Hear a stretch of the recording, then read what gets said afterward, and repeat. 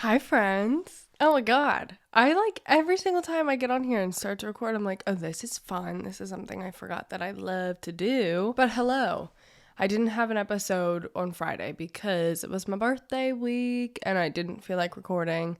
And I'm sort of done putting so much pressure on myself to be like, okay, this is my posting schedule. It's like, I'm not going to force myself to record if I don't want to talk about anything. But I was listening to the Broski Report this morning, which is Brittany Broski's podcast. If you don't watch that, you better go. It's so funny. She's just so funny. We've been blessed. I love her to death. And I actually don't know why I even mentioned this to you. She just inspired me to speak.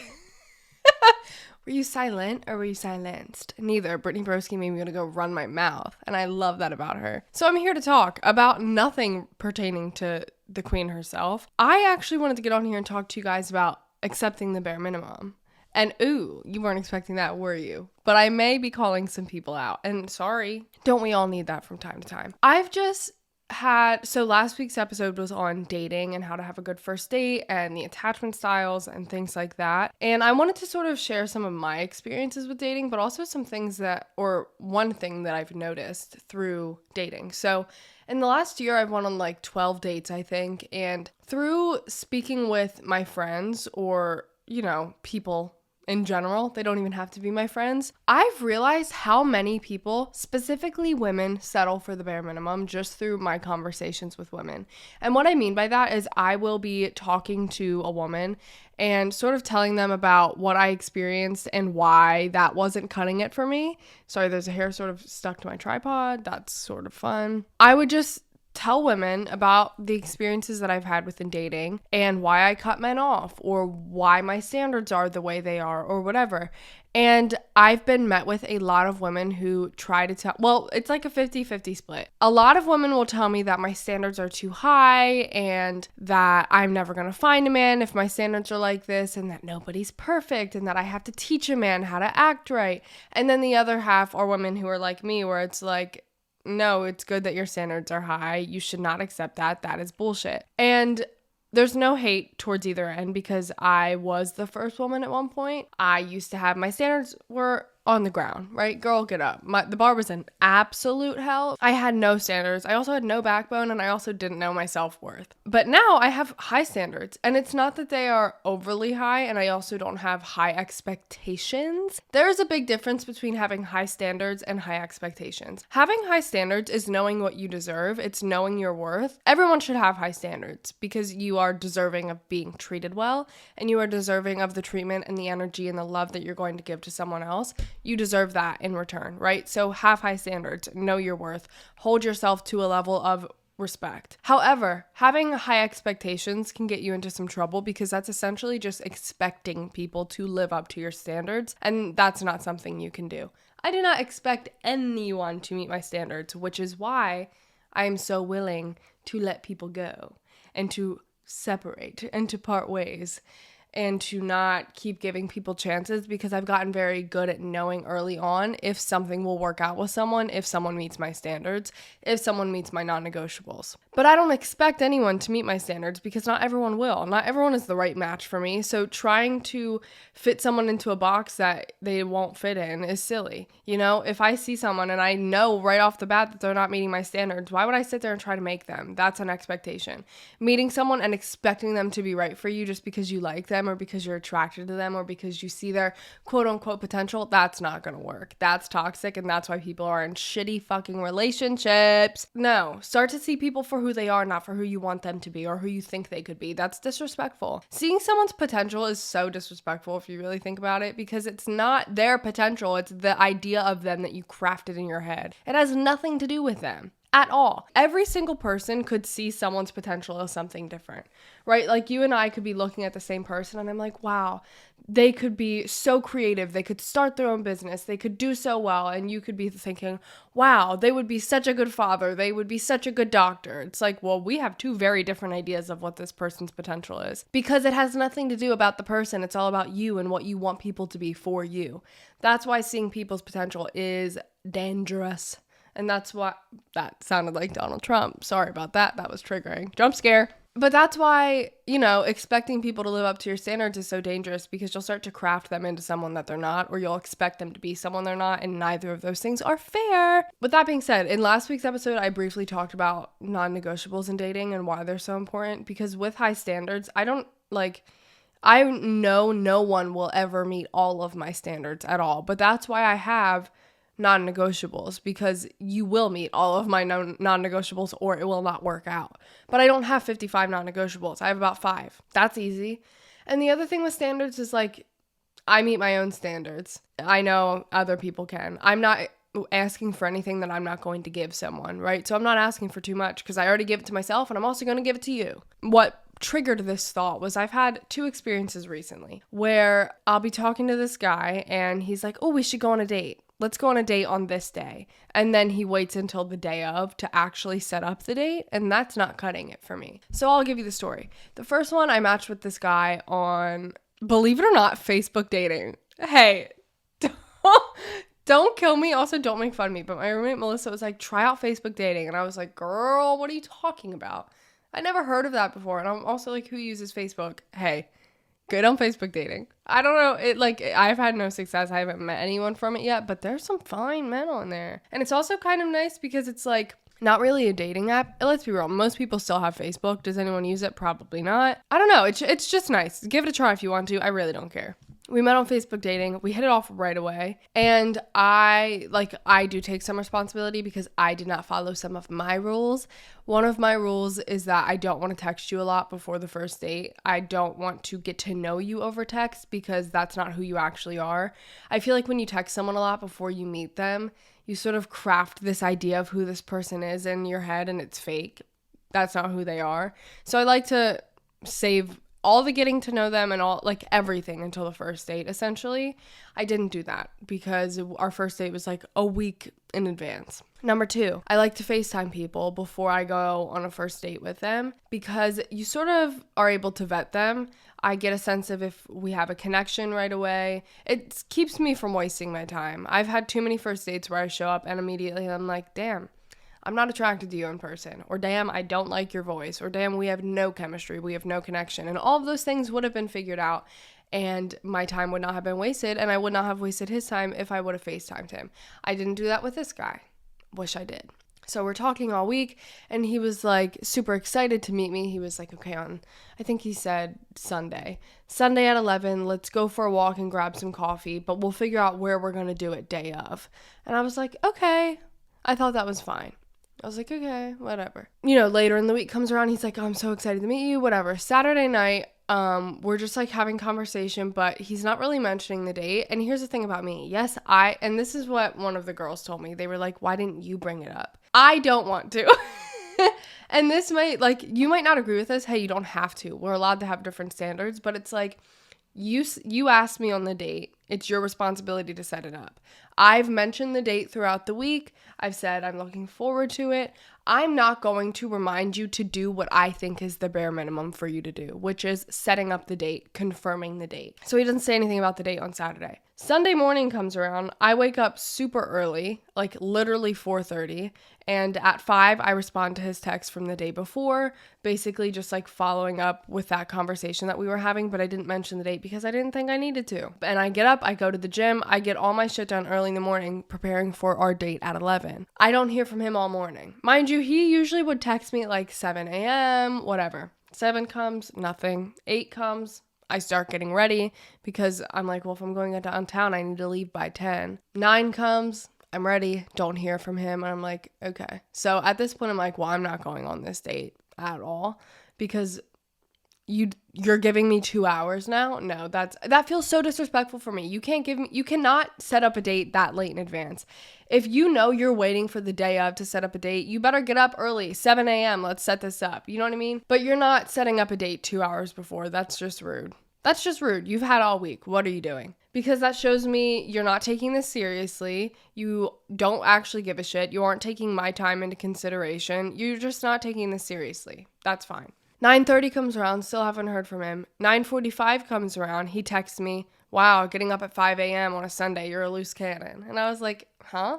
I literally said, I was like, well, I woke up that early so I could get everything that I needed to done before a date that was supposed to be at 11, which I've now canceled because I haven't heard from you.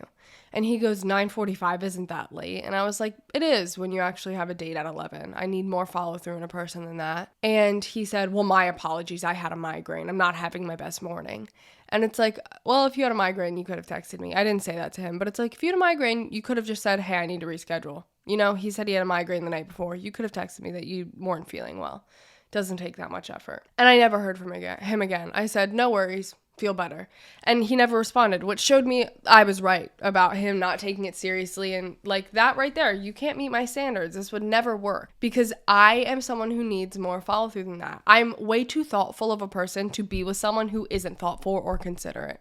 And that's what I mean by figuring out your non-negotiables.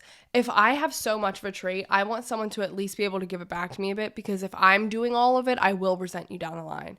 If I'm being super thoughtful and super considerate and you are very inconsiderate and not very consistent, I'm going to get really pissed off and resent you for that. And I remember I was texting some friends about this, and some of them were literally like, oh, you should give him a chance, or you should have texted him earlier in the morning and asked about the date, even though I did text him early in the morning. No, I didn't ask him about the date. I should not have to remind you about our first date. That's ridiculous.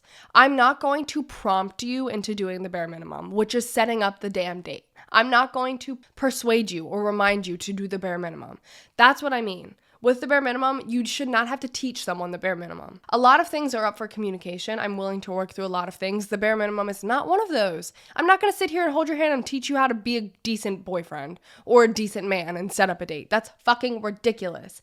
And that's what made me realize, damn, women are really out here like accepting the bare minimum. And I remember someone was like, oh, like, remember, he doesn't know you and he doesn't know what you expect, so you should teach him. No. I guess it was sort of on me, because here's the thing. I like to get people's opinions on things just because I like to hear about people's opinions. I like to hear their mind. I like to hear their insight. But I wasn't asking you to tell me what to do. It's like, if you want to accept the bare minimum, go for it. That's not something I'm going to do. Because here is the thing. I know there is better out there. I've received the treatment that I want. I've had men set up a date well in advance, follow up with me. You know, say we have a date on Saturday. He'll set it up on Wednesday. Friday night, he'll text me confirming the date.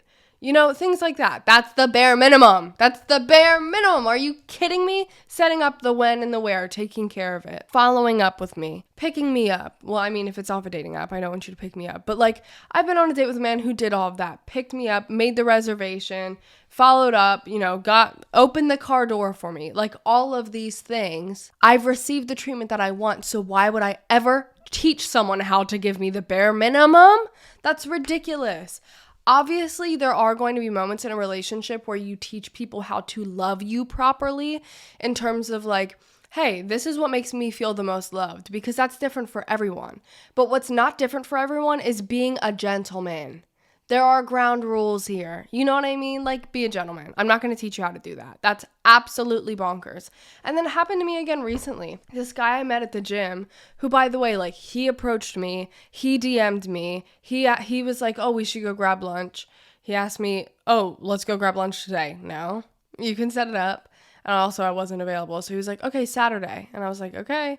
Saturday comes around. He texts me at literally at like 10:30. I'm like, no, he texted me at 11, I think, which I'm like, well, I've been up since 4, so I already had lunch. But he was like, what's your availability like? I was like, not available until next week now, since I didn't hear from you. And he never even opened that DM. I'm like, what a freak. I had girls once again telling me that, like, oh, you should have followed up with him. No, literally no. Setting up a date is the bare minimum. And this is what I wanted to say. If they aren't able to meet the bare minimum in the beginning, when they're supposed to be courting you and impressing you, imagine how they're going to act when they're comfortable. That is terrifying to me. I'm never going to teach someone the bare minimum, let alone in the beginning. If they can't or won't do it in the beginning stages, when you're supposed to be on your best behavior, making a good impression on someone, imagine how they're going to act later down the line when they are comfortable. That's scary. I think a lot of people settle for the bare minimum for a few reasons. Number one, I've realized in women a lot, it's because they're afraid to be alone. And women would rather settle than be alone. And that's so scary because I would rather be alone for the rest of my life than be with a man who doesn't treat me right or doesn't appreciate me or can't wipe his own ass. I'm not settling. Also, I think a lot of women settle for the bare minimum because they think there's nothing better out there, or they don't know their worth, or they're like an anxious attachment girly and they think they'll never find better. You will find better, but only if you think you deserve better. If you've been met with the same type of man, it's a reflection of the way you view yourself. Once you start to realize, no, I deserve better, demand better. Men do not act like the reason that guy who, the first one I told you about, who never answered me, it's because I demanded I showed exactly, I know what I deserve. I'm a person who needs more follow through than that. If I would have went on that date with him then, because I was ready, realistically, I could have made it to the date at 11. That's not the stage I want to set. That's not the standard I'm setting, not from the beginning, right? And honestly, if he would have responded better to that, I would have given him another chance to, give it a do-over. But if I would have went on that date, that's showing that I'm okay with this. If I would have said, we can reschedule it for next time, that's showing him, okay, I need to get my shit together. And maybe it would have worked out. But the way he responded, I was like, oh, there's no second chances happening here. You know what I mean? Because it's not worth it. The bare minimum is not something to teach people. And this is in any situation, with friends even, or jobs, or your living situation. Stop accepting the bare minimum because you think you won't get any better, or you think nothing better will come along, or you think you don't deserve better. You do. If you're able to give people better, if you're able to give yourself better, then you deserve that from others as well. So that's what I had to say. And those are just there's so many situations and examples of this, but that's just the one that came to mind because that's two experiences very similarly that I've experienced recently. But imagine if I would have settled for the bare minimum with that one guy. Someone that I recently matched with on a dating app is reaching the bare minimum and going above and beyond. But that I would not have experienced this if I would have settled for the other two schmucks, right? So once you realize how much you deserve, demand it. Do not settle for any less than that. At all, because you're going to give people better, so why would you not expect that in return? But now this guy I'm talking to now is setting up dates weeks in advance. He's asking to call me. It's all of these things, but I never would have experienced that if I didn't demand better and if I didn't not settle and decide that situation wasn't serving me, And if you're afraid to be alone, I have a whole other podcast. I think I have a podcast episode on that. If not, it's definitely a YouTube video on loneliness and how to love being alone. Because I truly think you need to learn how to be alone before you date, because it's very hard to get into a healthy relationship if you're terrified of being alone. Because if you are in a relationship, you're just going to develop codependency. If you're so afraid of being alone, you're going to hold on to this person so tightly and allow them to get away with a bunch of bullshit because you don't want them to break up with you and leave you alone. Learn to be alone. And stop accepting the bare minimum. What the hell are we doing? Get out of that. Because also, think about it. Picture yourself walking down the aisle. You want to be excited. You want to be like, damn, I'm so excited to spend the rest of my life with this person. They treat me like a princess. You want to feel like you are in a romance movie or a Disney movie when you're walking down the aisle to your person. Not like, damn, I'm settling. Damn, could I have done better? Damn, am I doing the right thing? You know what I mean? If you're in a relationship and you're having questions like that, get out of it. I never want to question if I could be being treated better somewhere else. And granted, there are limits to that. You have to know, because there are some people who always think they're better, but that's an avoidant attachment style. Once again, be realistic. Not be realistic, but be sensible. Know how good you actually have it, but also know when it's time to walk away. And I guess that's a whole other episode in itself. But my throat's starting to hurt, and I didn't bring any water. And I feel like I didn't even talk that much. It's only been 21 minutes, but maybe this is just going to be a short episode, and I'll do another episode in the future where I go into a story time, even though I already did two. I don't know what else to talk about, but I just wanted to get that off my chest. So I think I'm going to end this here. My camera's going to die. If you want me to dive into this more, let me know. But I'm so excited to be back in podcasting. Maybe I'll do some mini ones like this. Other ones will probably be 37 hours long like they usually are. But this is your reminder. You deserve healthy love. You deserve the love and the energy and everything that you give to others. Until you find someone who's willing to give it to you, give it to yourself. But do not settle for any less. And don't teach people the bare minimum. What the hell are we doing? Set up your non-negotiables, figure out what they are, whether that be, good hygiene, consistency, financial responsibility, things like that. But know what's really important to you, know what really matters to you, know what you're not willing to settle on, set that up, and then know the rest I can work through. They're bonus points. The other standards are bonus points, but I'm willing to teach people these other things or work through these other things because no one's perfect. And if you're like sitting around waiting for the one or the perfect person, you'll probably have a hard time because no one's perfect. Okay? Love you the most. You deserve healthy love. Bye, friends.